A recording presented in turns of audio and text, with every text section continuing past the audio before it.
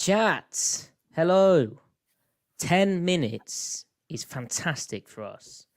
This is a Seattle Seahawks podcast. Get all the key words in, Griff. NFL Draft 2024. Jer'Zhan Newton. Illinois defensive lineman. Tape breakdown. Draft Seahawks value. prospect. Trade back. Trade up. Trade back. Trade up. Draft Schneider capital. out. He's got to go. Fire everybody. Fire them Hashtag what all. are they doing? Why would Pete Carroll advise this? No. Yeah. We will be talking about Jer'Zhan Newton. We're going to look at a film of his versus Kansas, the well-known powerhouse of college football, and also just so happens to be the tape we have.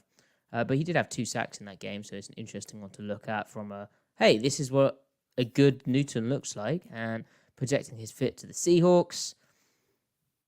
Before that, we also have some cap reactions. But before that, and we had a comment, Griff, from someone, and I've completely blanked on the username, and I'm not going to pull it up, so my apologies. But someone said the preamble in our last episode, when I was a bit tired, was excellent.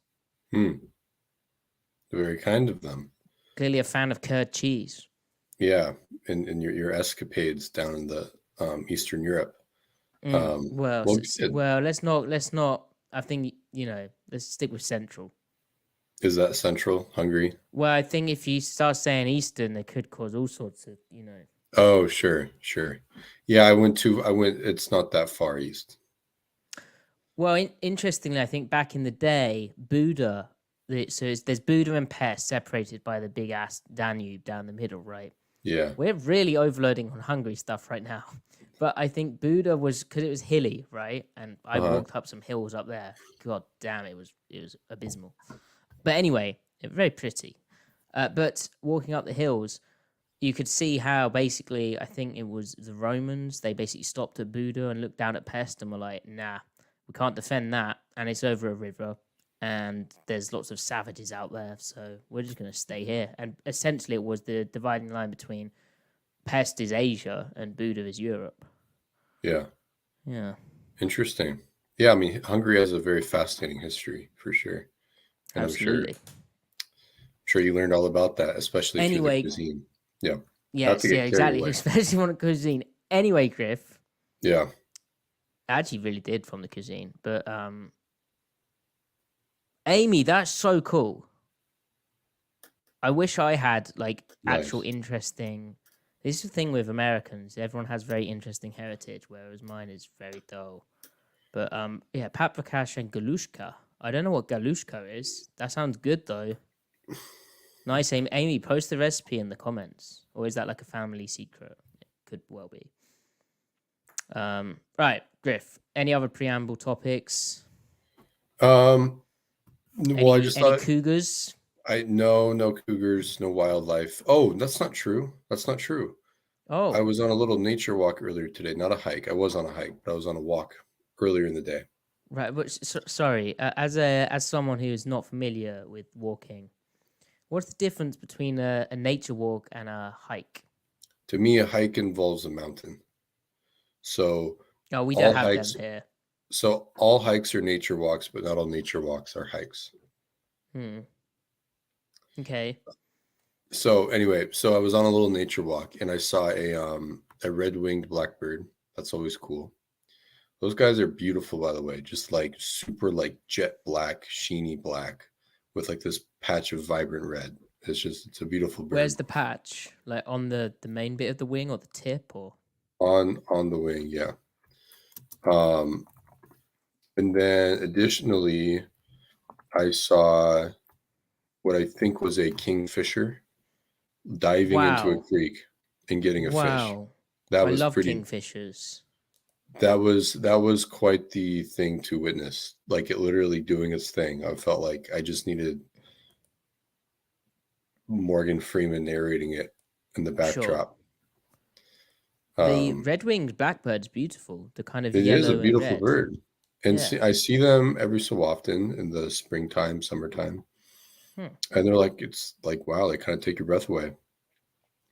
But Matty, on to more important matters. My horoscope said to try new things, and lo and behold, I sit before you, or rather, sit before you, at least previously caffeinated on black tea. I've never really consumed caffeinated tea before for the sake of being caffeinated, because I'm a coffee drinker. I ran out of coffee, so I had to I found some black tea.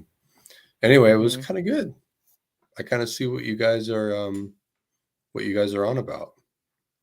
And well done for not putting loads of sugar or cream in it. I did put a splash of cream in it. So it wasn't black, was it? No. But I did try it. I did sip it before. I was like, oh, this is pretty good. Wow, that's very brave of you. I didn't get that caffeinated. That was the problem. But it was something. Well, that's the thing with tea. Yeah. You guys don't really drink Earl Grey to really get going, do you? It's just more of like no. In fact, a lot of people have it as a nightcap. That's crazy to me that you can consume caffeine before bed. Right. That's just a cultural practice. Well, I don't know how typical this is, but I would always have Earl Grey tea, like as an evening tea. Is that why your sleep schedule is just jacked? Is that why? Oh, come to think of it, it's not just me. Like I think it's because my parents did. So interesting. And obviously, I told you about how every village has a tea lady who teaches everyone how to make tea. Is that true? Yeah. So obviously, she that's what she did in our village. So you go to your local your local right. Tea lady. It might be a shire specific thing. Like different shires might have different customs. I should probably look into that. So your parents don't teach you how to make tea. It's not generational within a household. Everyone is completely ignorant to the art of brewing tea. You have to go to a tea artist. Oh no, you don't go to them. They come around your house. They do the rounds, They must be caffeinated. Yeah. Now, who teaches the tea maker? A previous tea brewer? Yeah, I think it's like there's a handover period, probably like 1 to 2 years. That's very interesting, Matty. I'm choosing to take that at face value and believe you. Thank you for sharing. You're welcome. All right.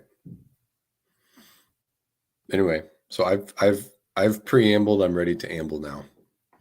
How about?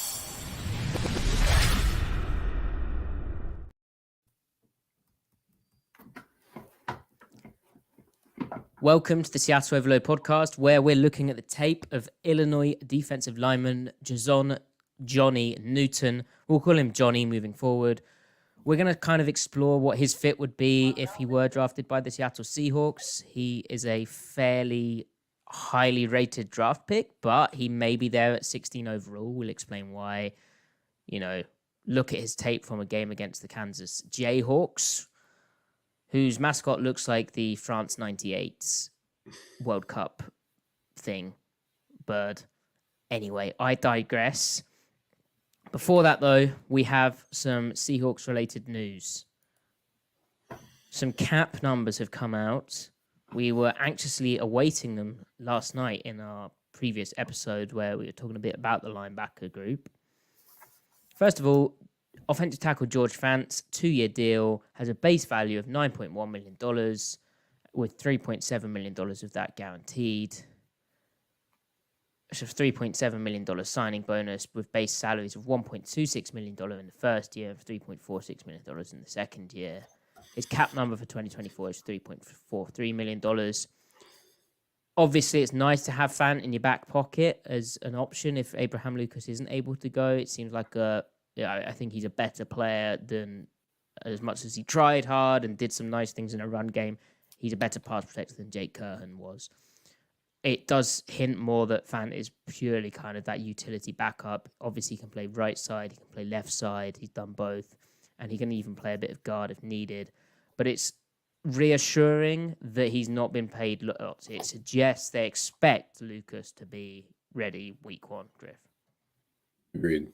Yeah, much more calm about the cap numbers. And yeah, like you said, it speaks to Lucas's status a little bit more, that there are huge expectations for Fant, which speaks well of Lucas. And generally, I think a good move, a good hedge, right? because he was a quality starter for Houston. So yeah, it seems like a fairly good snag. So you're happy with that, but you're unhappy, uncharacteristically so, about me, it. You are you denying that you're unhappy? no, No. no, So Griff, Jerome Baker's contract came out, yeah, and you were curious about the cap hit. It was reported as a $7 million deal. Turns out his 2024 cap hit is $6.77 million.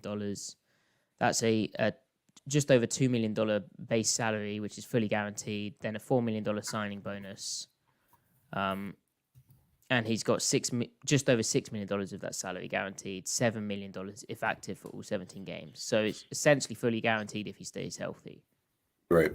And I think the main consideration was that 1 year, 7 million figure actually real, and was some of that incentives? And it looks like it isn't. It looks like it's all that's what that's what he's getting. And in isolation, I mean, that's a good contract. He's worth that. He's probably worth more, at least if you're going off of his best play. So like, again, in isolation, I'm for the move. It's more learning that his cap hit is 6, almost 7, and that Dodson's will be 4. Yeah, just to step in there, Griff, Dodson was reported as a $4.2 million 1 year deal worth up to $5.5 million. So it's pretty beefy. Right. And then obviously Brooks signed at a 3-year deal, but the first year cap is really low. But even so, it's more like these signings are a reaction to either not being able to retain Brooks, or Queen not being able to be in the market really truly competitive for Queen or whatever. And so if you're not going to go after those guys, these moves, I don't believe Dodson is anyway, but Baker is like a totally fine move to make in response. It's just I'm not faulting them at this point, but it's still tough to stomach, like, oh man, Brooks is so financially possible, and then they're choosing to spend this amount of money. If you're just comparing straight up to like value spent at linebacker and what you're getting out of the linebacker position compared to a potential alternative, it's not as good as it could have been. Now, like, again, it could be completely out of their hands. Brooks could have said, I'm not staying, so whatever, that's moot. At that point, I'm not criticizing the decision making behind it. I'm just stating, regardless of how you got there, what is the linebacker situation right now versus what you would rather it be, at least for me, speaking for myself. And it's a little frustrating because obviously they had to pinch pennies after the Leonard Williams deal and Noah Fant deal, and I just don't think that they've done that in the most efficient way. But again, it's all moot if it's all moot if they couldn't keep Brooks anyway, regardless of money. So, but the one thing I do think about is, well, if Baker works out and they feel inclined to extend him, he might go sign a Brooks deal this time next year. You will have paid Baker more over 4 years than you could have Brooks. So but then if he doesn't work out, then you don't have a linebacker worth paying to be on your roster. Yeah. And while that's so good for the cap, it's not good for your roster. So, I mean, they're gonna have to draft a guy, but I mean, if we're just speaking realistically, it's unlikely they draft a good linebacker to begin with, one. But now we're at a place where, looking at the 2025 cap, they might need to draft 2 this year. And probably what ends up happening is they draft 1, let Baker and Dodson walk, then they have to draft another next year, which is fine team building. It's just, these guys may not hit, and that's not to the fault of the front office. It's hard to draft good linebackers, but like, they're kind of setting themselves up for needing to have 100% success rate. And Baker could work out and he might walk out the door for financial reasons. Like, they're under the cap for 2020. They're over the cap right now for 2025. And you're talking about cutting Lockett and Draymond Jones to get back underneath it but then you're not going to be able to be spendy per se unless you do something with Gino's Yeah. contract. So Yeah, as you said, that's kind of the issue of these 1 year deals for free agents. Like when you're not having a guy instead to when you're not keeping your talent, or you're not you don't have a drafted guy to step up and replace them, and you're just doing a 1 year prover deal, like you can get screwed in a variety of ways. And yeah, it seems like a very interesting strategy, but and I'm not sure that it is a that strategy. I think it's more a response to things. it's yeah that And it's a series of moves in isolation. In the together, it looks like a theme, but I don't think it's an intended theme. So that's why, like, the Jenkins deal is fine. The Jerome Baker deal is fine. The Dodson move, even though I don't like it very much, is like it's fine. It's $4 million, right? I just feel like it's more that's the way the market went. They took dead cap hits and they were kind of forced to do this. I don't know if necessarily they wanted to do this, but in response to what did happen to them, these are yeah. adequate responses, I think. I think that's fair, and Baker has every reason to just want that 1 year deal, given he's kind of looking to prove it and earn another payday like he did early in his career. If you look at the going rate for that kind of 1 year deal, I mean, Devin White got $7.5 million. I think that was all fully guaranteed. Like that's kind of how the market was going, right? Wagner got around that as well. And Miami's still paying Baker $5 million this year anyway. Yes. So I mean, he probably took that like 1 year deal below what I believe I should be being paid, but I mean, he's really making 11 this year, so 12. Yeah. Okay. Anyway, so you've calmed down a bit from earlier, but I agree it is frustrating, especially with what we think. And we keep getting comments from people who just don't see what we see with Jordan Brooks' coverage ability. But we'll agree to disagree there. But just generally speaking, a Mike linebacker is more valuable, and Brooks can do that. The whole stuff about the signal calling, the green dot stuff is really overplayed. Like he was fine doing that. I think it really became an easy, low-hanging fruit type of narrative during defensive struggles, which ultimately were based in the front being a complete mess schematically, and then how they'd coach the techniques to work up front. And, maybe the play caller he wasn't ready for that position. So it was kind of a perfect storm for Brooks as a Mike. And it's not as though him moving to Will improved the run defense. So and Bobby Wagner coming back as the signal caller, right? Like it's supposed you've got to be your the green dot guy. Like, yeah, no, it doesn't. It's just that's simply not the criteria over which to view that whole thing. But no. Whatever. Can I turn my mic up a little? I did disconnect it. It should be automatically adjusting my mic volume. So, chat, let me know if the mic volume is an issue or not. Anyway, I will continue for now. But thank you, AC, for the feedback. Right, so the NFL draft is suddenly very important for Seattle. There's even more importance out on it because of free agency and how that's gone. And they're really on the defensive side of the football in particular. They're lacking, other than Devin Witherspoon, the kind of real blue chip players that you could say is kind of an overused term, or I saw someone say they hate the term. Look, I put it in the thumbnail because I was hoping people would find that interesting. But however you want to call it, they're lacking the top 5 at their position players. They have one, which is Witherspoon, and he was a rookie last year, and they had to take him 5th overall. And even then, he's kind of a complicated one because I don't know necessarily if he's a top 5 outside cornerback necessarily. He's kind of like he's very good at that very specific nickel role, which there's questions over whether he can do that. So it will be interesting to see his second year of development. Anyway, that point being made, that gives Seattle a reason potentially to stay at 16 overall. Even with the trade where they essentially gave up a 3rd round in value when they swapped picks with Washington to go and acquire Sam Howell and get a backup quarterback in, something they were nervous about with Drew Lock.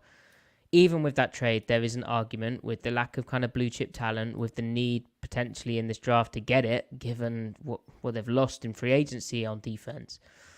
That might be why they stick and pick at 16. Griff, do you have anything to add on that? No. There's a chance one of these guys will drop. So, and there's room for a defensive tackle, and if they're going BPA, then go there. I do think defensive line is probably their second strongest position on the team, though, after receiver / tight end. But that doesn't, like we've said before, there's still room for another impact guy, and then you can also get ahead of departures next year and the year after at defensive tackle and edge. So, yeah, and if you look at how McDonald's base defense works, and he ran nickel 79% of his snaps last year, so base defense, we're talking about 21% of snaps. Maybe positional value-wise, you should be able to find like another bigger type who can do a bit of two-gap and stuff as your like big edge. You should be able to do that later. But that said, Seattle does still have like 3 interior guys over 300 pounds. One of them hasn't played a down of NFL football in Mike Morris. One of them's Cam Young, who struggled in his rookie season and is like a pure nose, I think, in the system. Maybe could play some for 3. I don't know. And then the other's Jaron Reed, who is just over 300 pounds. So there is a need for a bit more mass. And Schneider spoke about really being best player available. And I also don't think when it comes to like elevating certain positions, say like I'd be shocked if he took a center at 16 overall or guard, like especially with his recent comments on guards, how they get overdrafted and overpaid. That would be moderately surprising. However, I think defensive tackle and defensive line, interior defensive line, is one of these positions where he would take that high, like if he views it as a difference maker. And why we're talking about how these guys could fall is we probably need to stop repeating this point, but there's all these quarterbacks, there's all these offensive tackles, a position that Seattle in theory doesn't need anymore, where they're going to go in the top 10 and guys are going to drop. Now, the other reason that Jer'Zhan Newton, who we're talking about today, might drop is he hasn't been able to test. He didn't test at the Combine, and he didn't test at Illinois' Pro Day, which is a fairly early Pro Day. He did say how he might do one in early April, a bit like what Devin Witherspoon did in his pre-draft process. But the reason he hasn't been able to test is he underwent surgery in January to repair a partial Jones fracture in his foot. So that's kind of, if he was going to test out of this world and then be like, hang on a second, this guy can't fall to 16, that's not going to happen. And also, teams will need to have got a good look at his medicals at the Combine and whatnot and seen, if he is falling to 16, it could be a case of he falls even further in the draft and he might even be there when Seattle picks again if they were to trade down. But let's just assume that the medicals are fine. Just bear in mind that maybe the lack of testing is like another reason that he could be available at 16. And so is he the type of prospect, just as a brief overview, Griff, that you'd run to the podium for? At 16, I would. I think you'd run? Like, how fast is the run?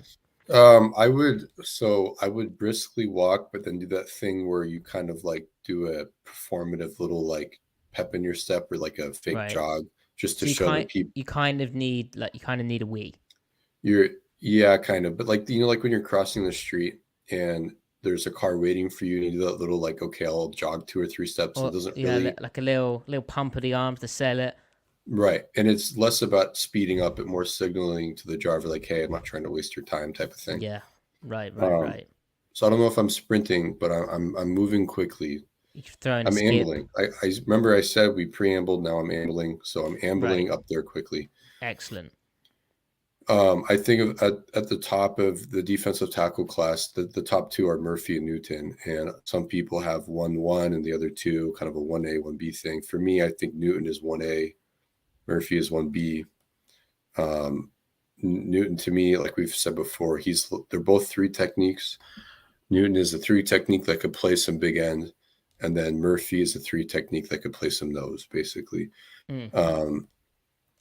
If we're trying to like think long term, well, I don't know what they're going to do with Draymond Jones, but at least for this year, they've got Jones and Leonard Williams, and so that's kind of a logjam at 3 technique, and then both those guys can play big end, and then at nose, you got Hankins. We aren't going to be playing him too many snaps, so if you're wanting to hedge Jaron Reed a little bit, or kind of just find snaps for if you're going to draft a guy in the inside the top 20 defensive tackle, you want them to play, right?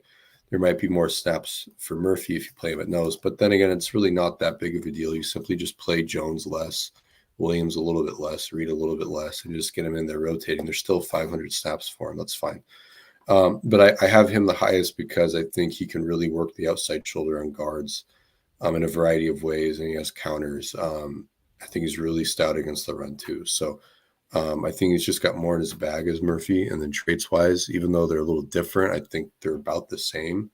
I just think Newton's ahead of him. So yeah, and the college production, which we should say, and we're going to see it on the tape, is in a scheme where a lot of the time, as you can see from the thumbnail, where Newton was like, someone knows football, quote tweeting my tweet, that was just disgustingly shameless. But anyway, he was often asked to mirror step and kind of 2-gap, which is assignment not necessarily conducive to get off or like knocking the crap out of a guy, kind of sitting in there, catching, reacting to make the scheme work. And yet still from those assignments, he's able to flash these kind of traits we're talking about, the kind of stuff which is more conducive to playing more maybe a 3 tech in the pros. But we need to get into the tape for that. But also as well, he's highly productive in college. He had 5.5 sacks in 2022, 3.5 sacks in 2021, 7.5 sacks in 2023, his final year at Illinois.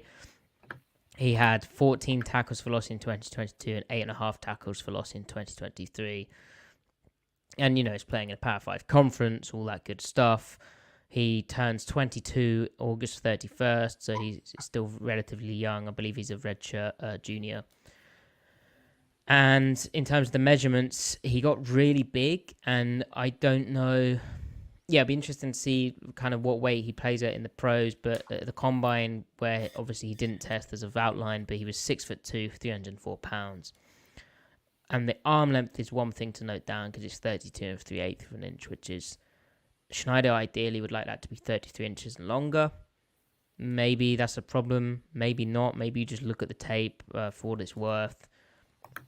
McDonald in his defense, everyone was over 33 inches on the interior except Broderick Washington Jr., who obviously wasn't the guy we're talking about with a 16th overall selection as a draft pick. But I actually would be interested in whether Newton in this defense plays the kind of head up on a tackle, kind of almost 2-gapping role. I think he can do both, which, by the way, other than Madubuike in that defense, everyone else, apart from Michael Pierce, the pure nose tackle, everyone else played a bit of end and a bit of 3 technique.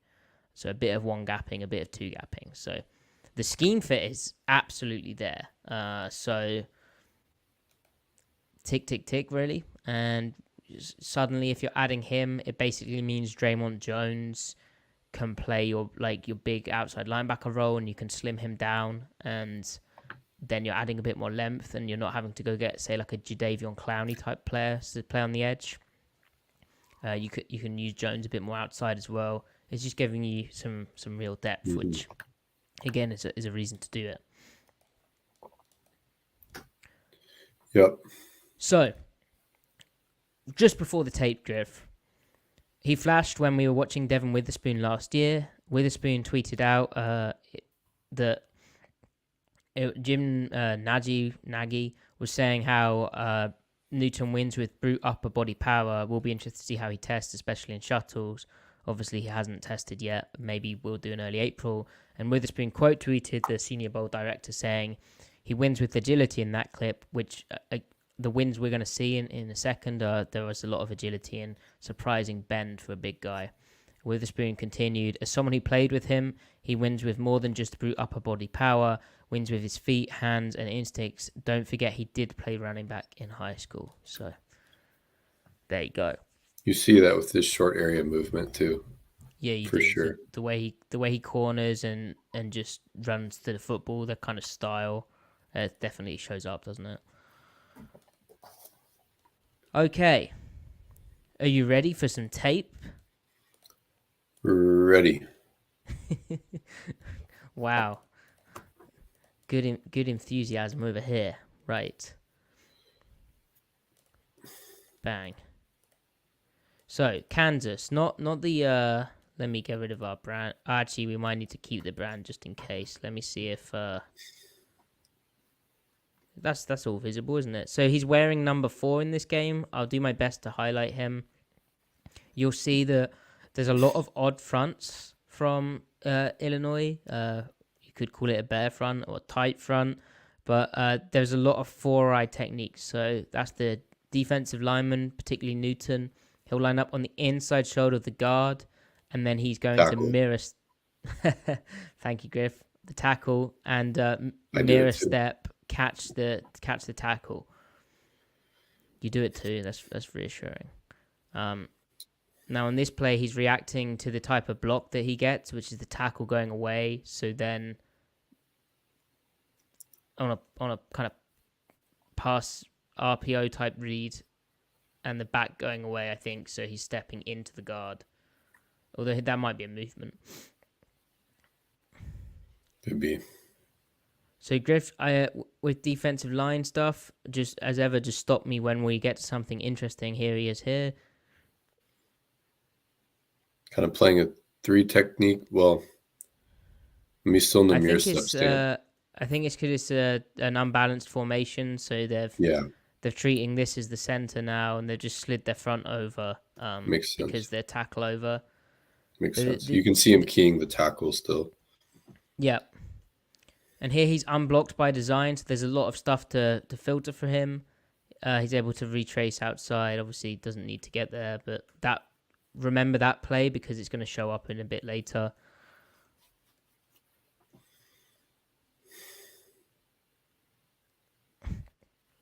So, do you like him at this weight? Because I was kind of surprised, based on 2022, just how much bigger he looked. Yeah. I don't think it impedes his pass rush so much, so I'm not like concerned about it. I wonder if they think of him more as like a base 4-eye 5. That's what I was thinking. They might have him trim a bit and then nickel play more 3, but then again, like you said, they played nickel 80% of the time, so I don't really know like how much merit there is to thinking about like base role. It's because it's such a sub package at this point. Yeah, I think there's a bit more merit given, and we don't want to project too much, but like they're playing Kyle Shanahan, they're playing the Cardinals, who had a lot of success with 13 personnel. True. They're playing the Rams, all of these teams twice in a season, and the Rams are leaning more into these gap concepts where, I mean, you got to stop the run ultimately, and you might have to get in more base to do that, even if you're called Mike McDonald. Yeah. So. And for all we know, he might decide to use a nickel bear tight package, right? So. Right. I mean, I'd be absolutely shocked. So this is a good rep. Okay, so why is this a good rep, Griff? Is it a full slide? Looks that way. They full slide it. There's no run action. They just decide to full slide it, I think. And he reads that, and as soon as he realizes that it's pass, I mean, he mirrors he knows it's going to be a pass, but he mirrors the tackle anyway. Yeah. Reading the tackle setting to him instead of the guard, and then understanding that he has a free lane so that he would work the B gap instead of trying to work outside the tackle. Yep. And then what does he do here? He just kind of snatch rips, right? And the fact that he can just get to the upfield shoulder.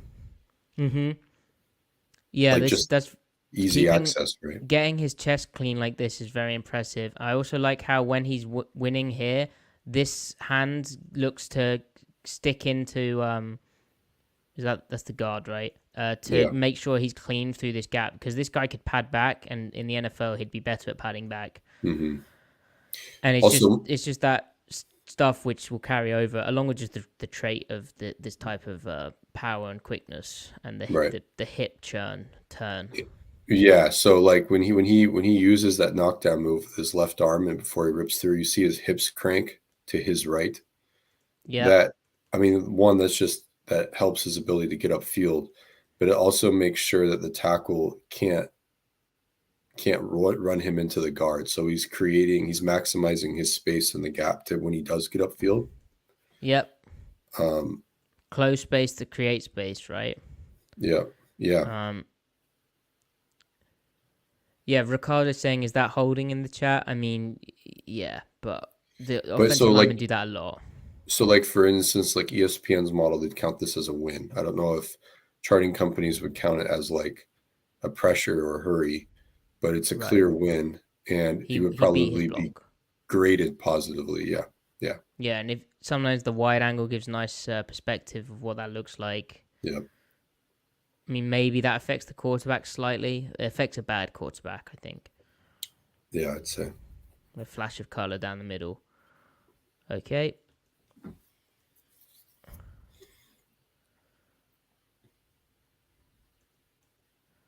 So that looks like a cool movement.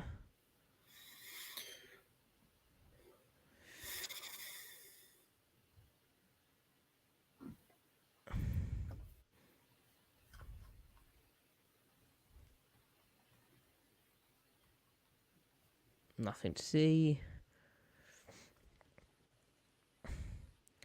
And just the way Illinois' defense plays, there's a lot of kind of translatable reps, even with what I said about playing the 4-eye, sometimes limiting what you're able to show as a D lineman. Like a lot of defenses are structured in fairly similar ways to this, especially for the interior D line, especially in the base mode. Including Seattle will be using these alignments and similar coaching points, although college offenses are sometimes different. Not on the field here, I don't think. Or is that's in there?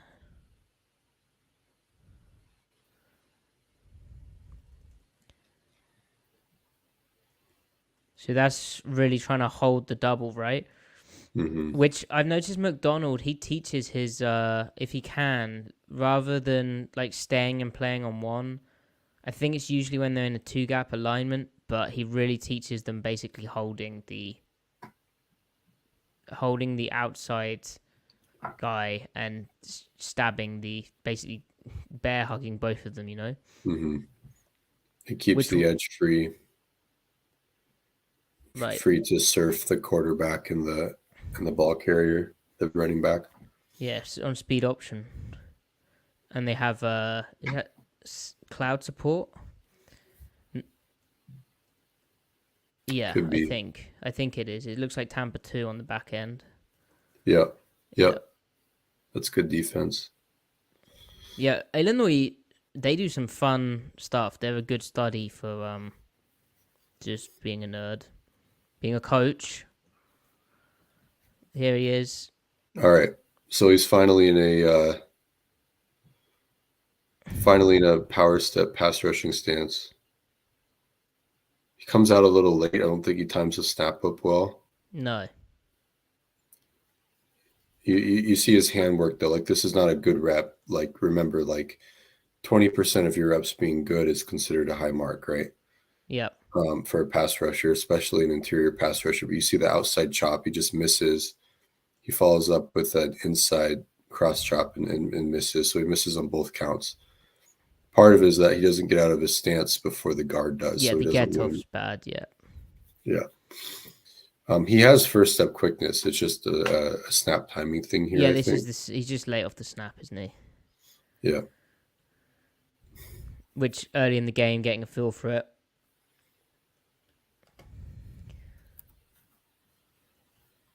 Wow, that's an unusual formation.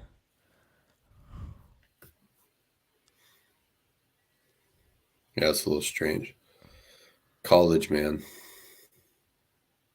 That's cool though. Like a way of running like midline. Look the excuse me, the tackle split is hilarious. Yeah. So here he's being read again. So patience, eliminating, and then running to the ball. Yeah. Would you like him to make that tackle? Yes, but you can A see he scenario. moves well for a big guy. Yeah. A scenario he won't find himself in at the next level. But No. There's a really impressive play where he's being read coming up. And this is what it looks like when a guy doesn't do that job well. He actually retraced pretty good there, but that's because they had a good edge set. Well, that tackle did a bad job. But here's Newton. Should he turn here, Griff, like this? How do you feel about that? Trying to knock the outside hand down, and I guess he has one into the backfield. I mean, I think he knows the ball is intended to bend back. Yeah. So he's just trying to see if he can get free. I wonder. I mean, he's really good on the front side of zone when he knows the ball is trying to bang or bounce to the front side of the scheme. So yeah, that's yeah. He dominates Penn State. His hand usage is so good.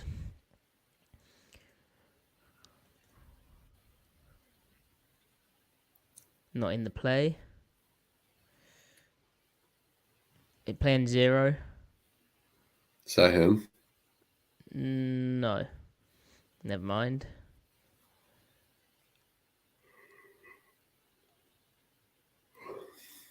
Looks like they gave him a spell for a bit. Okay. Here.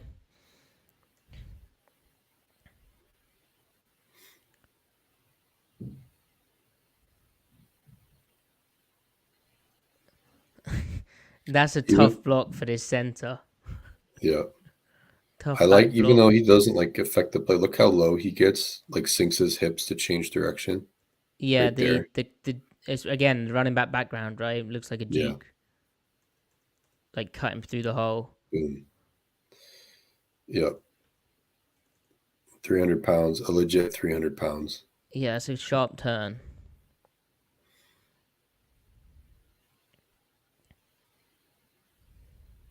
See him doing it again, trying to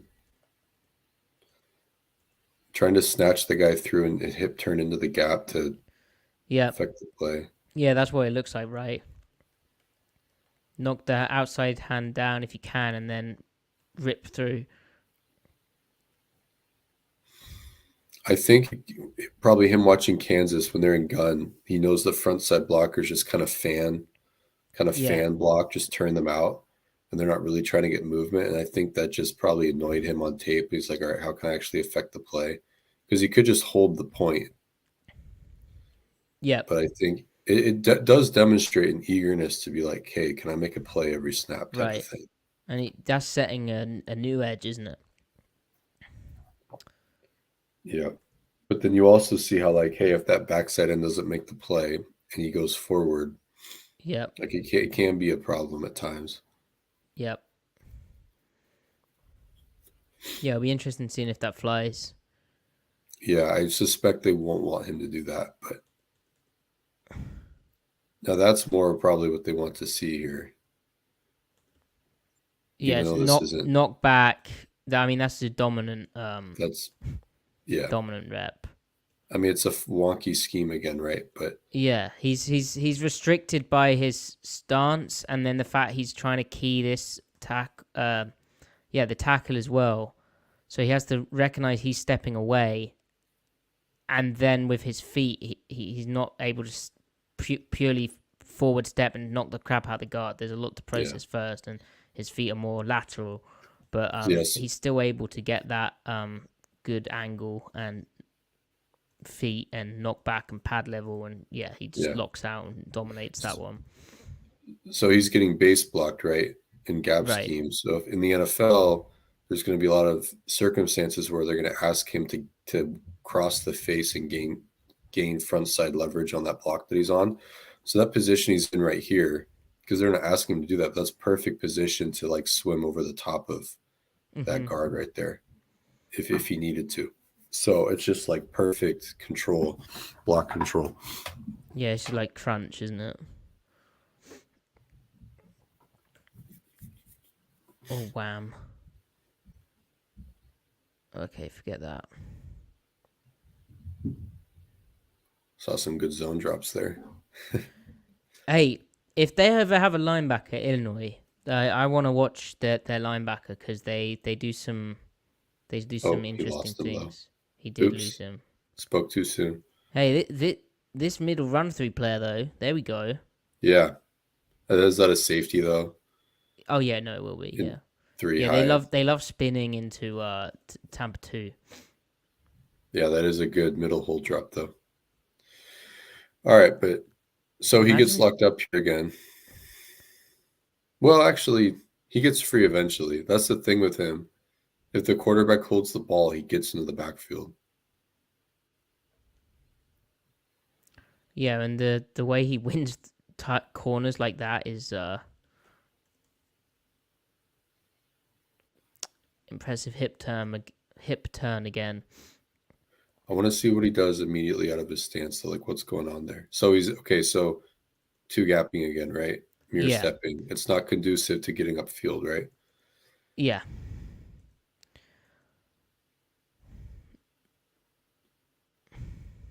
I mean, he's steering Yeah, the guy. He's in control of it all the they way. But seem he's to. I don't know. They seem to read as though it was. Their reads are weird here. Like even this edge, I don't know why he's got a pass drop, but he reads it as run. Or maybe they're just rushing to occupy the yeah. protection, but I think that's that risky. The field curl drop.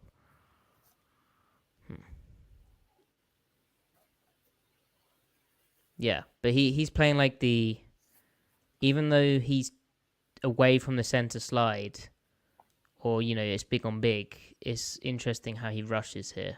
yeah. So I mean, like, yeah, his first step is lateral. It's a pass, and his first step is lateral because that's what he's coached to do. The fact that he can still get vertical into the backfield out of that Right. is impressive, but also so good for a scheme because that means you can get pressure production out of a guy when you're playing a front that's meant to be balanced, right? Yeah, And good point. Yeah. that's a huge advantage. That's why Seattle couldn't get a pass rush when they played Bears so much because it doesn't let their guys get upfield because they're trying to defend the run second level to play to defend action, right? Yeah. And cap explosives. It's hard to be a fully formed defense. The one way to circumvent it is to have one of your 300 pounders on an odd space front be able to rush the passer from an angle that isn't conducive toward it. That's why you need blue chips, high end guys, ceiling players. And that was a Uh, 1st and 10 rep, to your point. yeah, like Vic Fangio had a 4-man rush out of playing bear and tight in Chicago because he had Akeem Hicks. This is a crazy rep. Yeah, once again, mirror stepping 4-eye. It's that's insane because he doesn't even have his first step is not upfield and he still gets the corner of this guard. Yeah. And so Which was you my see, go ahead. which was my point when I tweeted out, like, I've seen quite a few of the scouting reports are criticizing his get off. His get off is like this because of the footwork that Griff's speaking about, because he's having to mirror step. He's playing with a different type of base, and yet still connects with his club this time, and then gets Yeah. the rip going. So yeah, so like when he actually gets a corner again, that like you said, Manny, that first time he didn't land it, but he lands it here because it comes out a little quicker. And then Look at the he choppy keeps, steps with the hands. yeah, he's able to keep himself clean throughout his Yeah, corner. And then just the bend, like 300 pounders bending like that, being able to drop their pads and hips as they run through. yeah. It's rare. It's rare air to be able to do that. I did not see enough of this from Murphy, like that specific thing. So Yeah, and I don't know how much of a factor it is, but part of the reason I think he looks so big is he's under 6'2". He's 6'1" and a bit, and Schneider does sometimes like height with these guys, but I think in Newton's case, what it means is he's got all this size, but also here he's able to rip under guys because he's often going to be shorter than the lineman. Definitely will be in the NFL.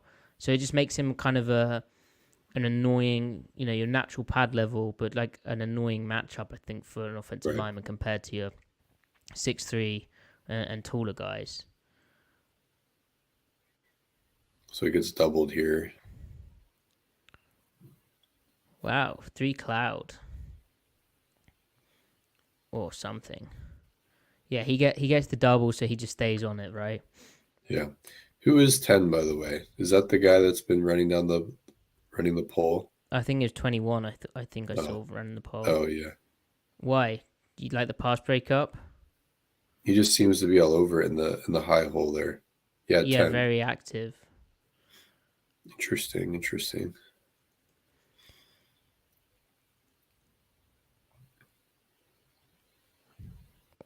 Is he on the field here?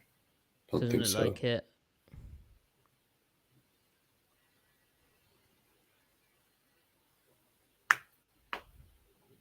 But here we go. 2-way go on the guard now. He's actually working it. Oh my Yeah, gosh. just get out of town. He's just too good. So his first step is so like the guard sees him in that stance. He's like, okay, he's really coming for it. Look, his back foot is He's his and right he's leg already is been back. beat round the corner, right? Round the Yeah. edge. So pass rush plan stuff here. So the guard pops out, jump sets him because he's really worried about giving up the corner. And he reads that and he's like, all right, well, I'll just work inside. Takes the chest. Plays striking with the left hand is very effective here because if he strikes with the right hand, he's shortening himself and he's not able to access here. Striking with the left hand really maximizes his length, and also with the feet, and that's Snatches how him. he's able to destroy the guard. And I like how he doesn't try to like clear him with like a club swim immediately. He's like, well, I can control the block, still gain depth, and then Right, snatch release. Like yeah, he like I does. don't need to get rid of this. Yeah, I can just shot put this guy, slingshot him. Yeah, which is just insane that like he's choosing to do that when a lot of other guys would just try to disconnect as quickly as possible because they want to get into the backfield. Like Yep. that's insane confidence in himself and knowing that he can win in so many ways. Yep. If you show that on the wide angle too, Yeah, that'll be a it nice really one, right? puts it in perspective. Boom. It's almost a beeline for the quarterback. So tight, rush through that A.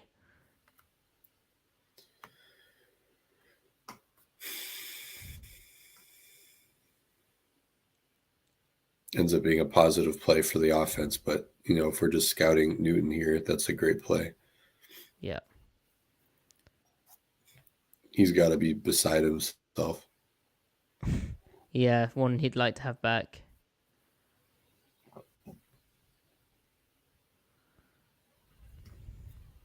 My favourite play's coming up, I think.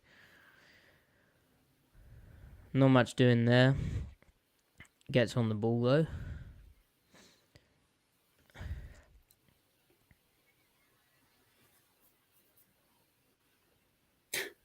Oh my gosh. So this is so funny because he understands exactly what the blocking scheme is. He knows everyone backside is occupied just by the pure numbers Right. in the front they're in, right? Right, it's like full. So it's full slide, guys. So he So knows he's basically that. Oh, I need to get my pen. Keep going, Griff.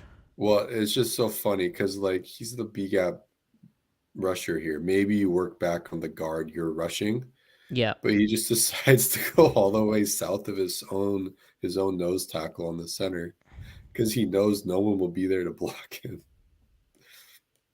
Yeah, Like this is high level stuff, right? Like this is understanding what he's getting. Is full slide here. It's a very quick read. So he's used up. Hold on. He's used up. He's used up. He's going for Newton. He's used up here. He's used up here. He's used up here. So there is no one. If Newton's going to loop back like this, it would require very high level awareness. This guy's used up for them to block this up, especially with this guy involved in a fake. There's no one's going to get him. Like this looks like a cool stunt, but it's not. This is just, maybe I'd have to watch Illinois' defense, but we're pretty sure this is just high level awareness of he's going here, he's really flat towards me. Well, hang on a second, that must mean full slide, so I'm just going to take my shot through here. Yeah. And it's also the type of shot that if it doesn't work, like, it's going to work. Like, it's a Well, if it's it not doesn't work, risky he's play. still pressuring like a potential Exactly. boot, right? Exactly. It's very And okay, funny. their selling of the play fake is poor and very obvious, but yeah, this is high level. And then there's the traits of the way he twists through that, dips through again, is skinny through there. Yeah. Like he dips past the arm of the desperate, basically a hold attempt from the center, Hmm. It's a very high and level play. And even though like that specific play may not be available in the NFL because he's taking advantage of like bad O-line play, it's a marker of him understanding blocking schemes yeah, and taking advantage of things. yeah, and here we go. It's hilarious. Like he's killing the play by himself, forcing the check down. Yeah, not earned himself a breather there.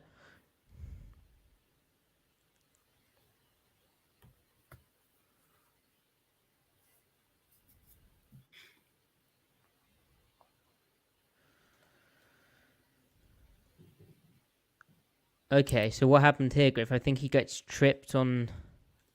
I think his foot. We can't see it, but I think his foot connects with the tackle, Yeah. or he just can't get it in the ground. I think he steps on 67 Yeah, that's what I was because thinking. the left tackle seems to stumble too. Yeah, yeah, it looks like that, right? It's hard to see, but I think that's what happens.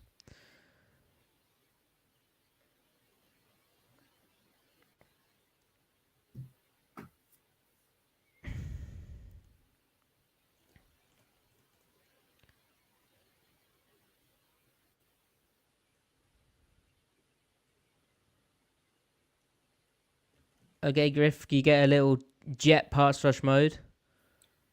Oh, but he's having to loop to contain for an exchange. Still though, that's Kind so of good. a lot of his stuff is when he gets this from this four eye, when he gets the wide loop angle to contain on the pass, you really see like you do with a lot of these guys as the four eyes. It separates the guys who are able to bend round corners and then guys who are sort of going more like that because they just don't have the flexibility. This is really impressive flexibility for his size towards the end.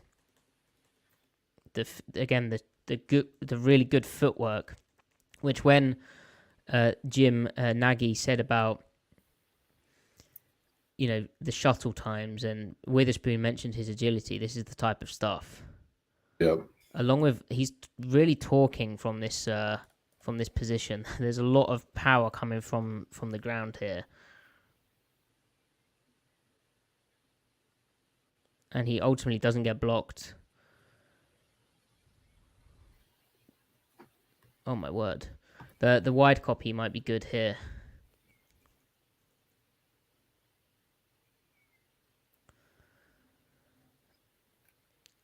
Also, again, not the best offensive line play, but his job is to set up the pick for this guy, and he does take both of them out. That guy just misses.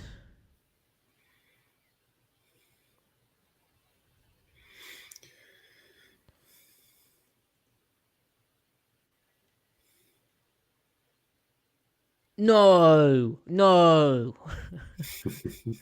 look at him think. Oh, Brutal. I love. He's already thinking. Oh, they're so happy. Offense can't be happy. Oh, goal line too. Oh no, I thought we were gonna get power step. No.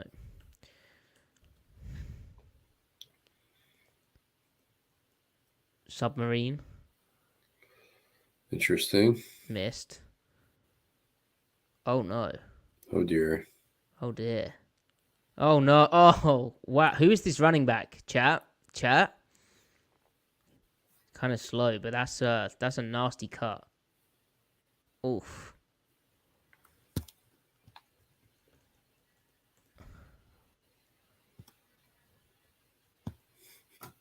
So on the backside,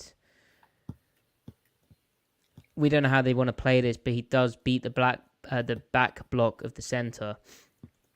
I would suggest that this guy needed to spill. They're janked up here. Their disguise is getting them out of whack, I think. Yep, I would agree. Like, are they playing it like max fit quarters? Or they're blitzing the corner? Yeah, that's just a defensive bust, isn't it? Anyway, not on Newton. Couldn't really do anything about that one. Especially when the corner was blitzing away from his side. I think he was looping to set that path up on the backside.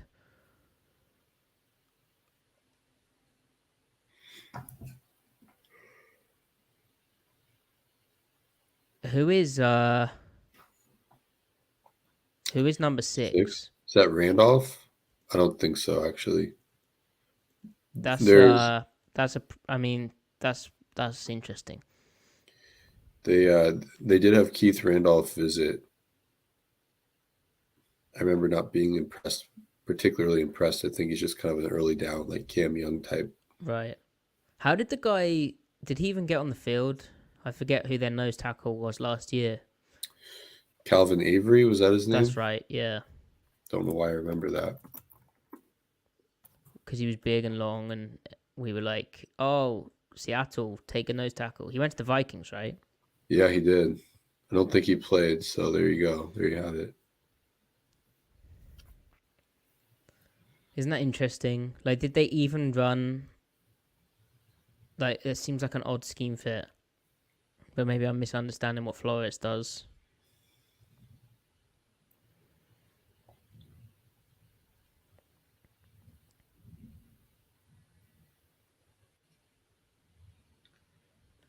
This is him running. Yeah. High effort, getting out and running. Bonus play. Doesn't make the play, but I mean, he's going for it. Look at this formation is disgusting.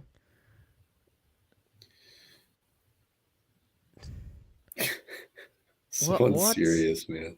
They get yards. Line up and play. Play football. Yeah, this type of stuff should be illegal.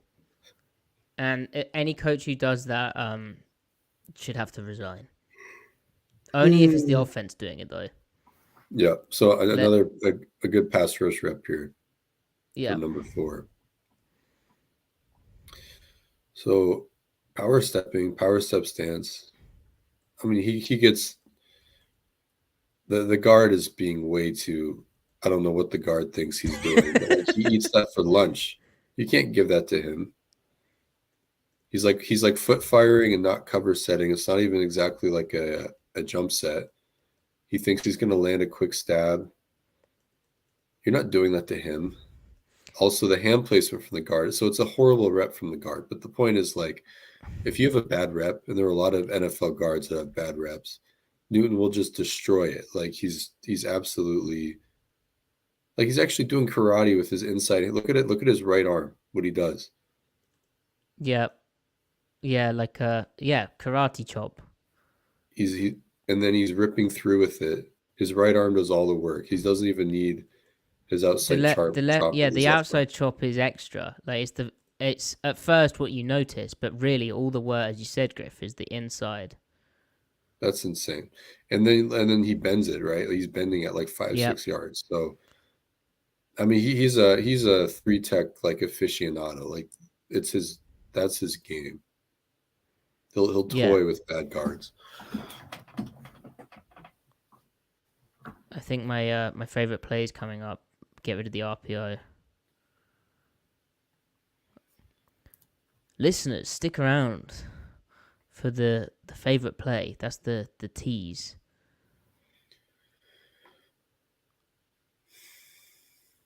High effort. Yep, high effort. Retracing from the backside again. Just missed. I'm glad we don't have a big time defensive lineman prospect that doesn't just have like effort concerns, being plastered all over his scouting report. I'm glad we're not seeing that with him. Point being is because a lot of guys get that moniker and then you watch them and they're like very high effort. And you're like, where the hell is this coming from? Yeah, this is the play I like. This plays Okay. this plays insane. So it's 1st and 10. Okay. So speed option into the boundary where they're leaving him unblocked by design. Um, so if you think about it on paper, chat, this guy blocks him, this guy blocks him. We leave this guy unblocked. We then run off tackle here. Then it's a type of run to the boundary against their front structure, which is really, really difficult because look, they're man here, they're man here, they're man here. Basically, on paper, this guy has to make the play, like because they just don't have the numbers out there. There's no perfect play call. There's no perfect defense, and this is a very clever design to mess it up. But Newton is left unblocked. That's how they've got the numbers advantage partially. But he makes a really impressive Yeah. like to get all the way outside there. He plays the QB. Now the Yeah. QB could be a bit braver and ride that a bit more. It's the thing you always say when speed option doesn't go for yards. But to Force the retrace like pitch. this Yeah. and make the tackle, and remember the line of scrimmage is here. I think he gets tackle for loss here. So when you think about those tackle for loss numbers I read out at the start, no, not quite. But you know, there's stuff like this on his game. It's not just like beating up on a crap guard. There's like ability to get out in space, and very good. You know, when you're unblocked, there's often a reason. But yeah, this change of direct. Look at that. Yeah. Look how low he is, like a linebacker. Yeah. That looks like an inside backer, doesn't it? Yeah. Now, could he robot? Maybe 50 pounds lighter. Hey, Mike McDonald, Griff. He might ask him to. Yeah. We'll see. He probably would have played linebacker if he came up in the 80s and 90s. They Yeah. probably said, "All right, don't Yeah. don't eat past 260. You're playing middle linebacker, and you're just Yeah. destroying the line of scrimmage." You're gonna destroy a guard.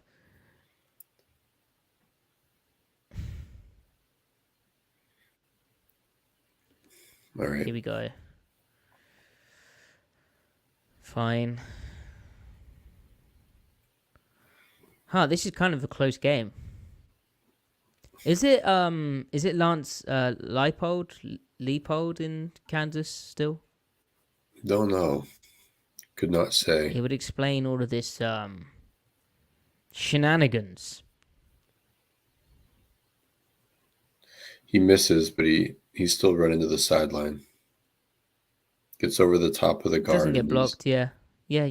Oh right, he like misses the tackle, yeah. That's his open field tackling and just his actual tackling like in space could use work. Like he doesn't break down like he's been breaking down to redirect here. He just thinks he can knock this guy over with power, but he's not going to break down. He's going to try and knock the ball out.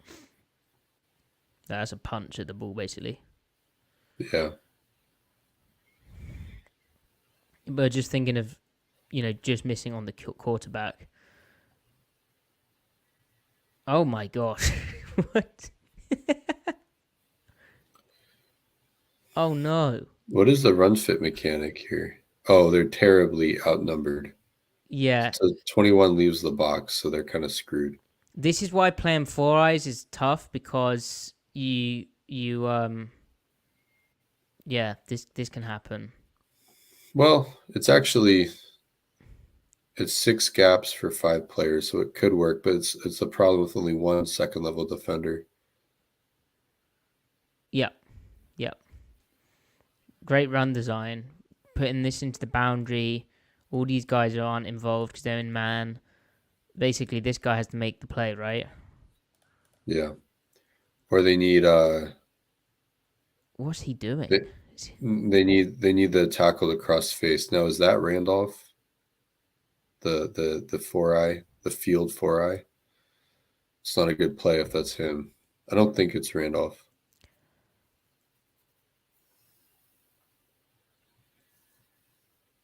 No, he just. I mean, that's almost path of least resistance, isn't it? That's not. He loses his block.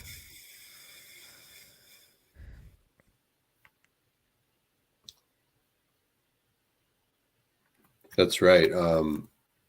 Ricardo said in the chat, Dominic Puny is 67 is a prospect, and he played guard last year. He's playing left tackle right now, so he's a guy we'll need to watch. I'm trying to watch the He's pretty guards right big. now. Yeah. Thank you, Ricardo. Good chat. Good comment. Because obviously we don't really care about offense. We try to, but this is a monster, dude. This is insane because he waits to see if the ball declares before he was thinking about crossing face, but he waits. So he's in control of the block the whole time. Yeah. So what Griff means by cross face is there's this block here, there's pullers here, there's the potential this guy keeps the ball out here behind the two pullers. And for Newton here, if the ball's going to declare, it's controlling his block here in the B, but if the ball declares out here, then he can cross face into here, which is basically gap and a half or two gap. That's why teams play with these four eyes. Big reason why, because if you're on a guard on the outside shoulder, there's no way you're going to be able to get into the C with sound technique. But on a four eye where you're on the tackle already, who's responsible for the gap outside of him, it is the C gap. It's doable, and he, as Griff says, he's thinking about it, and then he sees the ball cut back, and so he doesn't need to, and he makes the tackle, which not so play. Oh my gosh, that running back dips his head. Jeez, that's a scary play.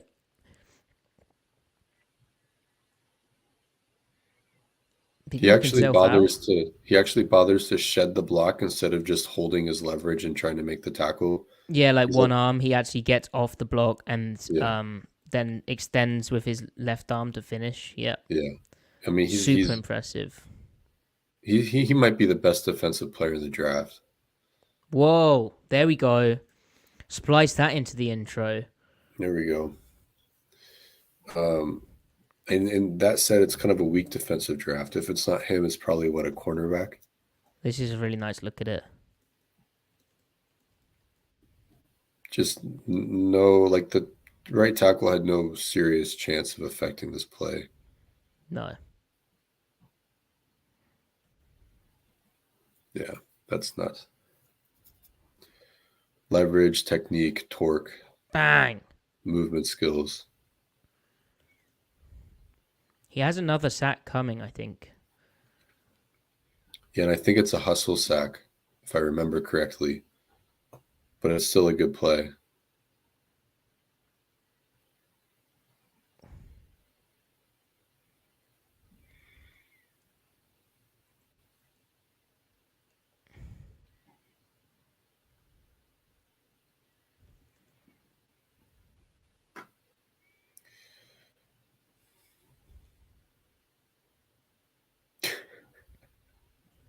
No one can block him, dude. Like no one can really block him for real. That's a cool move to twist, because turning like this, you're just reducing the surface area. So you're understanding you're getting this outside zone combo block. You're on the front side. You know you got to strike this guy, but this guy's coming towards you. How are you gonna do it? Well, he's just splitting the double. So it's another. We've seen him try and hold two guys. This is just a split the double move after, and that just is such a difficult block now for the guard.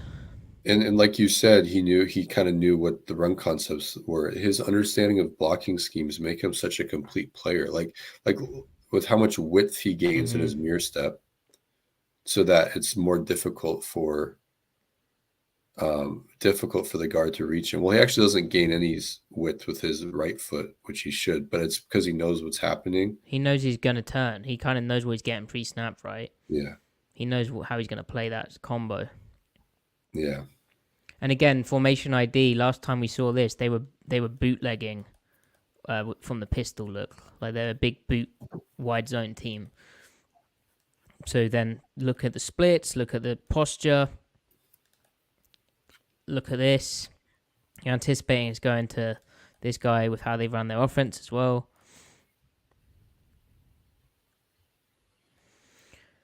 Yeah. You'd just like him to finish because he doesn't get a tackle there. like you said, tackling. If he has a weakness, it's probably tackling, right? Oh my god. They didn't even call this?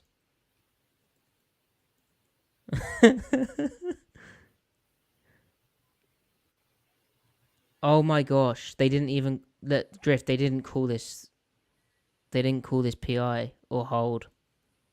Hmm. Rough. And they picked it off. Wow. So sad. Was he your boy? No. We do get another pass rush win though from our boy Johnny We do. Newton.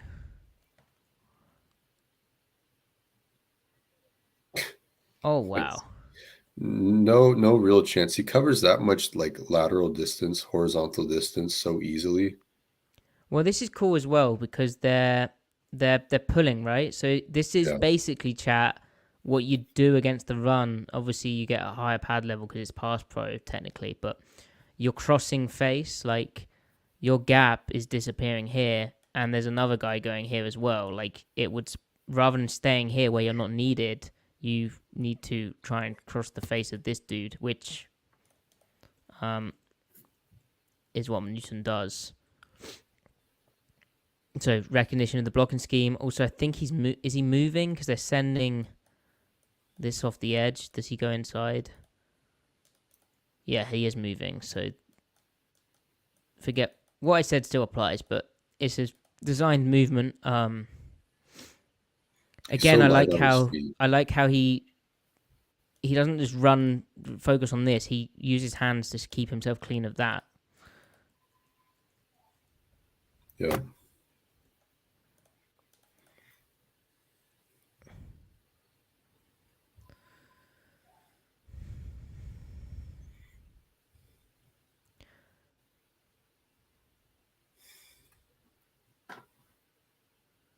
What were the terms on the Kansas City trade of L'Jarius Sneed to the Tennessee Titans? A 3rd round pick and a 7th round pick? Yeah. A 2025 third and a 2024 7th pick swap. Wow, the NFL's loving these pick swaps. So it's really a 2025 third. That is interesting that it's a future draft pick, and it makes you wonder if they do try to trade for an established player, whether a safety or a linebacker, if they're willing to dip into 2025 capital. Right. They being John Schneider yeah. and Mike McDonald. Because remember, they did inquire about Devin Lloyd and potentially. Go ahead. Yeah, that's true. This is kind of a power step. Not a great looking rep, but I think he knows the ball's not coming his way. No, yeah, it's I think he knows the run concept.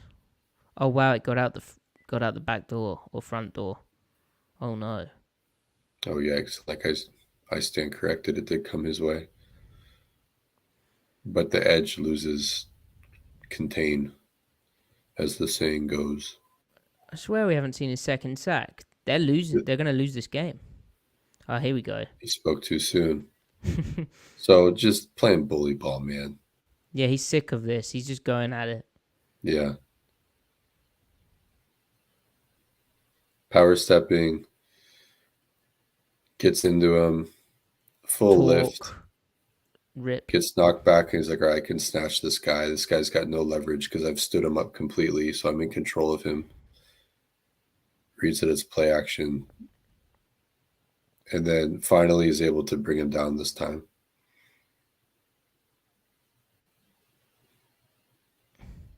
Yeah, that's a pretty good tackle in space as well. Yeah. So I mean, he's a different player. He's firmly in like should go anywhere between like 10 and 18 is what he. Like, I don't think he's a top 10 player. Jalen Carter is better, right? But he should go in that 10 to 18-ish, 10 to 20 range, right? Mm-hmm. Like I think that's what his tape shows. Yeah, good penultimate college year production. It wasn't just his final year. Yeah, he's had really solid production as we read out at the start. So I mean, this has been encouraging. Often when we watch the film, we get encouraged by prospects, and we need to look at the rest of the class as well. We can't just get lasered in on one player. But Well, I feel like what is worthwhile doing is we should watch Murphy in one of his better games, and then we can yeah, really honestly, like, what do we really think? Do we have one guy over the other? Because there's a lot sounds to like great. with Murphy. So I think that'd be a good exercise. Yeah, that sounds like a very good idea. That's what we can do And then next then. yeah, yeah, all right. And then also probably after that episode, we could. I mean, Maddie, I don't know how many tackles that you probably haven't been able to watch them yet, but like kind of have my list. I've watched like 15 guys. I went full degenerate with it. So I did 15 rank them. defensive tackles. You rank well, and we've got Jalen Ford to maybe have a look at, True. and chat. If you want us to break down a prospect who's not like isn't Marvin Harrison Jr., as much as I'd love to have a look at his tape, but isn't that type of guy who is going to go really high and also isn't like a massive obvious thing for Seattle to draft, then get involved in the comment section and we'll take a look at their game. So Blue and Green Zone saying about Braden Fisk. Is it Fisk or Fisker? I would think Fisk. I would think Fisk. Yeah, well, there you go. Well, should we address OG3's question? That's a good question. We should. OG3, very good question, a good framing question. Are we hoping more for the Seahawks to stay at 16 and pick a Byron Murphy or a Jer'Zhan Newton, or trade down to get an inside backer in the second round? What do you think?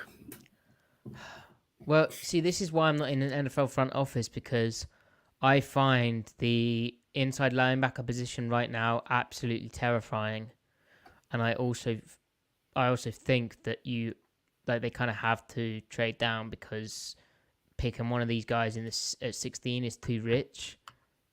I mean, even Jordan Brooks didn't go at 16, right? And he had really good tape, really good testing. So one of these guys would be insane.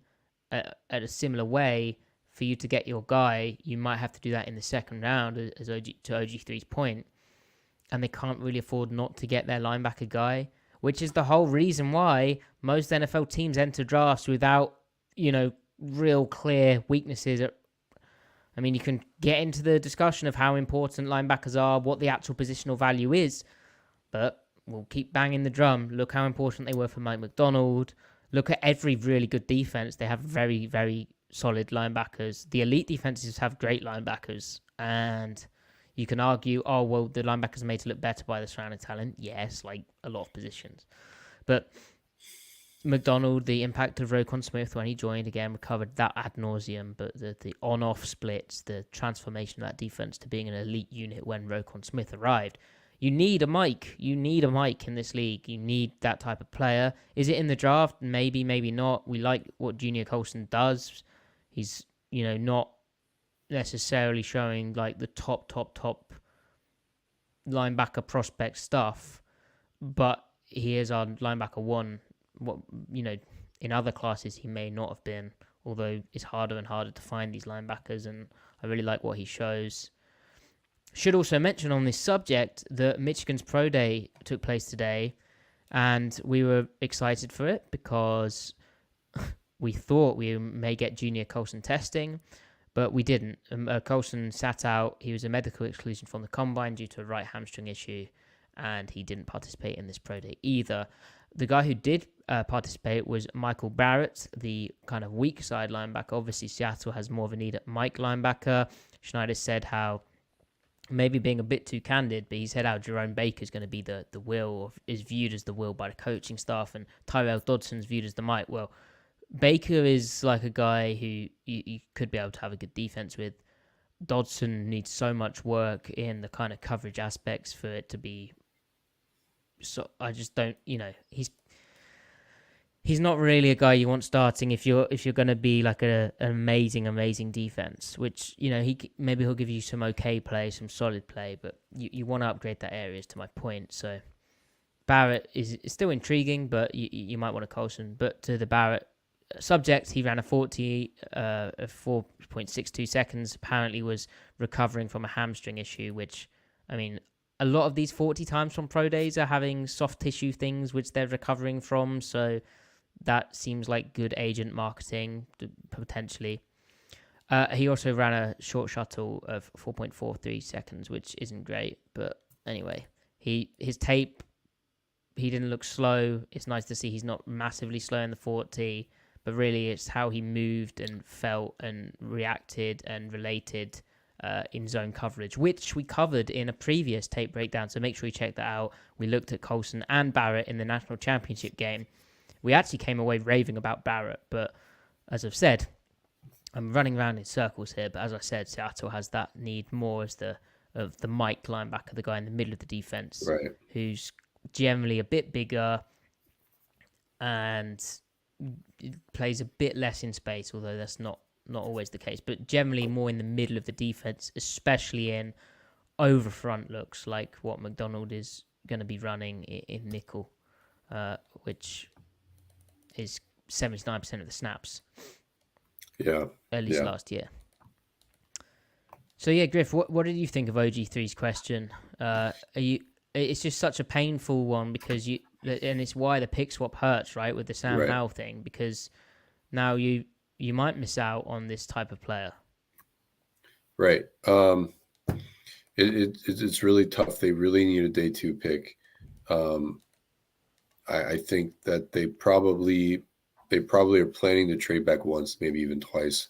If they do stick and pick and take Newton, I won't blame them because they've had success the last 2 years drafting high. Like you can bungle a top 16 pick, right?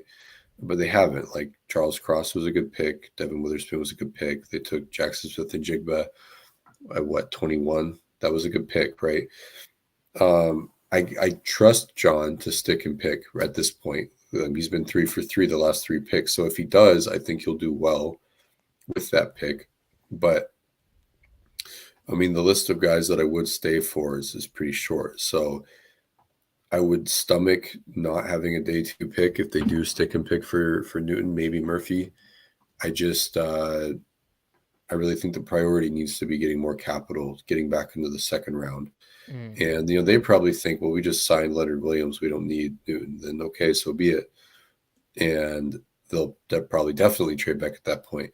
In a perfect world, they only trade back once. They get their day 2 pick. They trade back into the low 20s. The league undervalues Newton or Murphy. They're able to get that guy and then go take their safety or linebacker of their choice on day 2. I think what probably happens is they trade back twice, take a safety at the bottom of the first round, like a big nickel type of safety. I don't know if they'll have precise plans for that, but I mean, like, the only guy that I think that can do that really is like Newman, and McDonald seems to value height and weight at safety. Like Marcus Williams. Could you give me some background on Newman? Newman is like 6'2", 200, I think 210 actually. Really physical, very technically sound, high IQ. The only drawback is that, like, in an open field, he runs a 4.6. He doesn't run a 4.4. But Kyle Hamilton ran a 4.75. Yeah, there you go. So, what school did Newman go to? Minnesota. Okay. Oh, and they have a good defense, right? Well, and I haven't really watched him, but I will have watched him because I was familiar with what Joe Rossi was doing there. They've run a lot of kind of quarters aggressive type of stuff. He's now I think he's now been fired or maybe just oh no, he wasn't fired. He's promoted, went to Michigan State, left, but yeah, he was there in the last year as well. Yeah, they did a lot of lost a lot of their safeties and so and like he doesn't have like impressive raw range, but he has functional range. Like, he can play a deep half, he can play a deep middle, probably better than Julian Love or Rayshon Jenkins or Kayvon Wallace. It's just he's not going to make a highlight play for the deep middle, right, with impressive range. But he can be assignment sound. But so like, could he play down at the big nickel? I mean, in the sense that just about any safety that is good, that is over 205, 210 probably could. It's just if we're using the Ravens as a frame of reference, well, Marcus Williams is 6'1", 200. That's about Newman's size. He's more the Marcus Williams analog. Mm-hmm. Whereas the Kyle Hamilton analog doesn't really exist unless you're trying to force it with James Williams, who's like 6'5", 220. Yeah, and at a certain point, like, we can't just keep looking at tall guys and saying it's Kyle Hamilton. Like, not that you're doing that, but we as a collective, like, there is a bit more to it than just being a tall guy. So. Right. So McDonald might try to just find a big nickel role, but suit that role around to whoever ends up playing that, right? Because I suspect Devin will still be playing nickel, but he won't be the only guy doing it. Even Kyle Hamilton wasn't the only guy doing it. He was their base starter in junction with Marcus Williams, and then he would slide down into the slot in nickel. But then even in nickel or dime, he wasn't always that guy. They had another nickel, I think, Arthur Mullet. There's Millet, and he did okay. And they had times that they wanted Hamilton as like the strong safety type, or for disguise purposes doing some other things, or blitzing from a different spot. So they will have some multiplicity in their personnel packages. And obviously Seattle right now, you could say, has more options in terms of the safety type who can play, may be able to moonlight a bit as the nickel in terms of Kobe Bryant, Julian Love, and then these new guys. You don't want them doing it full time, but potentially they could. Like Rayshon Jenkins could potentially do that, and Kayvon Wallace could do a bit of it. We just don't know how many different packages they're going to have. I think it's also important to remember, just as a, again, going back to OG3's point, McDonald's defense isn't going to be built in one night, and just the way they've approached it and had to react. I keep saying approach, and Griff is keen to emphasize that it's maybe not a strategy, it's more of a reaction as well, which I think there's definitely merit to that. But the way they've had to do it, but also just year one of McDonald, that might encourage them to stick and pick and just figure it out for this year one, and then go, yep, you know what, the middle linebacker spot, we were weak at that this past year. That's what we'll fix next year. We know that's our area to address, and then that'll take us over the top in a very similar way that Roquan Smith took the Ravens over the top when they made that move. So how they build this team is going to be very fascinating to monitor. We could very well see a mid-season trade too, where they're willing to part with 2025 capital. Like how Roquan Smith was acquired. Right. Why the Bears, anyway. Now, because then they traded for Tremaine Edmonds. It's just weird. It was a massive downgrade. Very weird process. Now, another name, Griff, who I don't know if you've watched him yet, but Rook Orororo. Yeah. Have you got any thoughts on him? Because he would be in like my very brief watch of him, and he played more 3-tech than 4-eye than what we've just seen Newton do. But he's kind of like the maybe day 2 kind of flyer version. I don't know how high he goes, but he definitely good production in college. Really athletic. Really athletic. He definitely shares some commonality with Matty stylistically, and would have a similar. He's not Adebawore. No, he's got a little more foundation to his game. Yeah. He's just not like, he doesn't have a bag, he's just not developed as a pass rusher. Run defense can be a little hit or miss, like his pad level, he can come out high sometimes. The scheme doesn't always really let him kind of play consistently. There's a lot of movement type of stuff going on. Yeah. But he's definitely a guy you take in round 2 or round 3. I mean, round 2 might be a little rich, but round 3 and feel excited about it. And it's more like a potential thing. I think that maybe the true Matabuike, I keep saying analog equivalent, is really Michael Hall, the OSU guy. Michael Hall is a guy that has first round traits not just first round traits, but first round tape. But he also has like round 3, round 4 tape as well. So the way I would characterize Hall is that of the percentage of plays that are like for Newton and Murphy, the percentage of their plays that is like good tape is he has a similar percentage, and then not only similar percentage, but then like the quality of the high percentage plays are also near that degree of quality. It's just that he has more negative plays too, but also keep in mind like he's 20 years old. So his 20-year-old season is more impressive than Newton's was. That's crazy because He's obviously also 6'3", 300 and long. So wow. they might say, why would I take Newton or Murphy day one? You know, Hall might be a mess in some areas, and like he shows good technique against the run. It's just inconsistent. It's not like it's more just like rallying around what you do well and try to grow out of it type of thing, as opposed to we have to build him up from day one. He's not a what's his name, Nkemdiche type like venture, right? So they might think, well, let's trade back twice. Let's get 2 second-round picks. Let's pick our safety. Let's take Hall and then draft the linebacker in round 3. You know, that might be how they move. And if that's their strategy, okay. I mean, Hall's very exciting. He's just the floor isn't there. And granted, you've got enough guys on the interior for this year where you don't need Michael Hall to come of age immediately.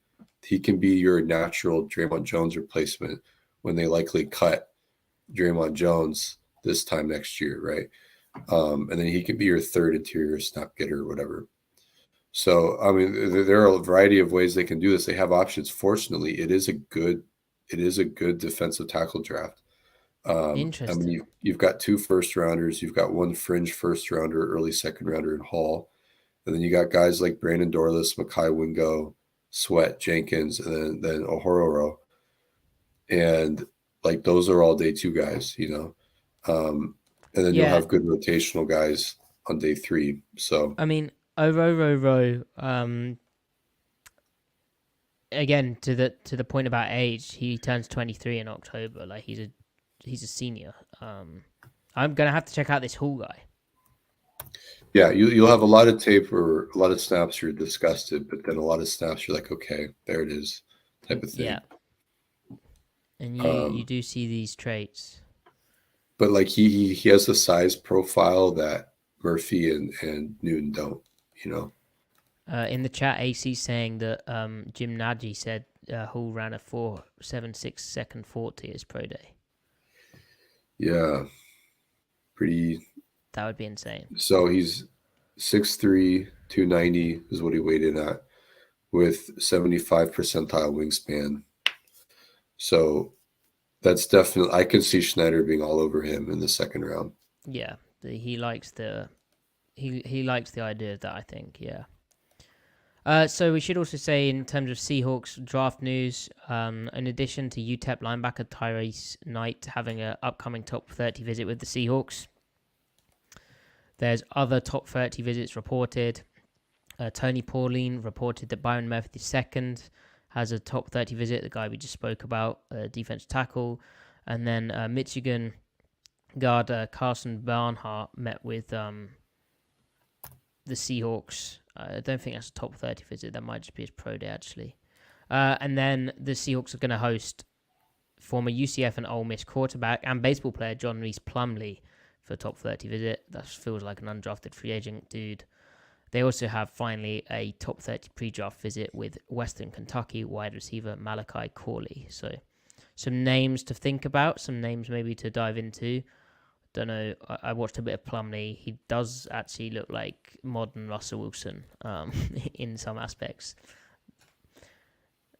although faster almost. And he's had some bad knee injuries. But yeah, very outside the numbers, very kind of baseball player throwing various baseball throws that I don't know the name of because I don't really know baseball that well. But turning a double play, throwing from center field, throwing to first base, that sort of stuff.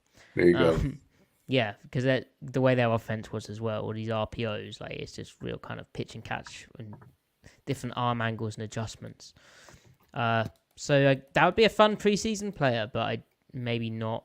Yeah, Schneider has a type, I would say. He has that kind of slightly small, slightly short guy who can make something happen with his legs, even though the zone read is not as big a deal as it used to be.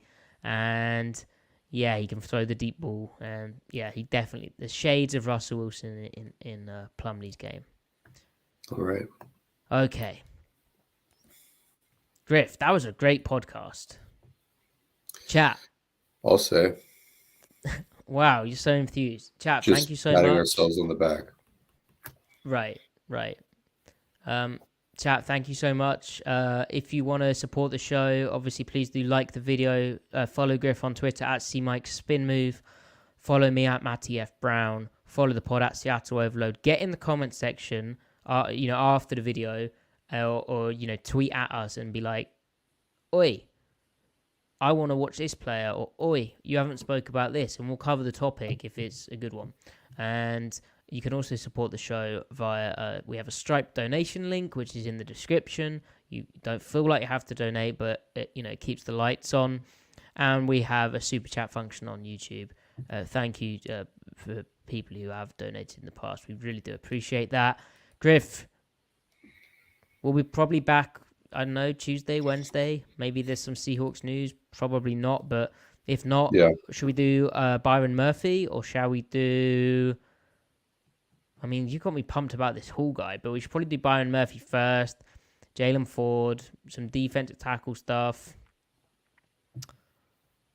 Come on, Griff. Let's do Murphy. Yeah, Murphy. Murphy. Excellent. Okay, chat. Griff, closing wisdom? No closing wisdom. I'm not wise. I very much disagree.